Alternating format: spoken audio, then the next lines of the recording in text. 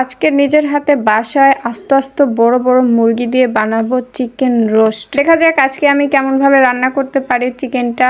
So hello everyone, আসসালামু আলাইকুম, welcome back to my another blog video. I hope আপনারা সব অনেক বেশি ভালো আছেন। আমি আপনাদের দোয়া আর আল্লাহর রহমতে অনেক অনেক বেশি ভালো আছি। তো ফার্স্টে আমি পেঁয়াজগুলো কুচি কুচি করে কেটে নিয়েছিলাম। দেন তারপর এইগুলো চিকেন মানে একটা দুইটা না, প্রায় বাসার সবার জন্য একটা একটা করে পিস। সবাই মিলে আজকে অনেকগুলো চিকেন খাবো।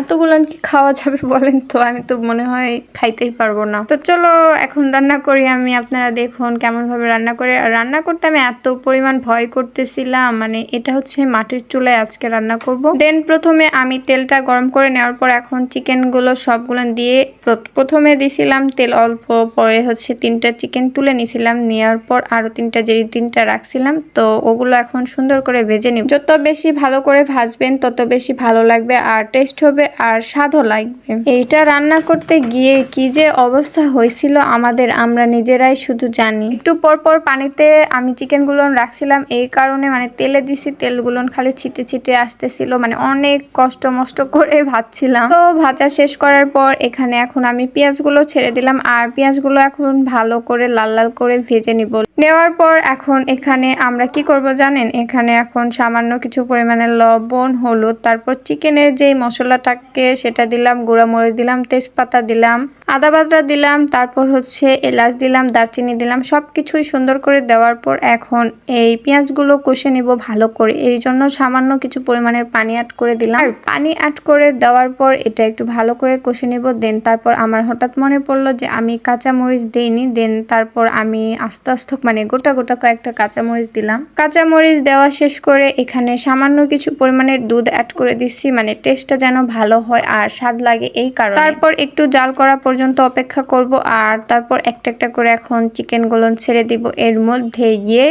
আপনারা যত সহজে ভিডিওটা দেখতেছেন তত সহজ ছিল না আমাদের এই ভিডিওটা করা, মানে এত পরিমাণ কষ্ট করে আমি এই ভিডিওটা করছিলাম। শুধু তেল ছিটকে ছিটকে আসতেছিল, এই কারণে মানে অনেক কষ্ট করে আমি ভিডিও করছিলাম। যাই হোক, সেটা ভিডিও কষ্ট করছি না কি করছি সেটা আপনাদের না জানানোই ভালো। পেঁয়াজের এই মশলাগুলো কষানোর পর এখন এখানে কিছু পরিমাণের পানি অ্যাড করে দিয়ে একটু রস রস করে নিব। আসলে পানি আমি একটু বেশি দিছিলাম, কারণ বেশি করে জাল হলে মাংসটাও সিদ্ধ হবে, আর মাংস সিদ্ধ না হইলে কি খাওয়া যাবে বলেন তো? আমি তো ওরকম ভাবে কোনোভাবেই খাইতে পারবো না, এই কারণে একটু পানি বেশি দিছিলাম, কারণ মাংসটাও সিদ্ধ হোক। আর মশলাগুলো বেশি করে দিছিলাম এই কারণেই। যতই হোক ছোট মুরগি, তারপরেও এগুলো কিন্তু একটু ভালো করে সিদ্ধ করে নিতে হবে। সিদ্ধ ভালো করে না করলে আমি হয়তো বা খাইতে পারবো না। তো আপনাদের কার কার খেতে মন চাইছে তারা আমার বাসায় চলে আসবেন, দাওয়াত রইল আপনাদের। রান্না করা অলরেডি শেষ, এখন আমি এগুলো তুলে নিব একটু একটু করে, মানে একটা একটা করে তুলে নিব এখন কড়াই থেকে। তো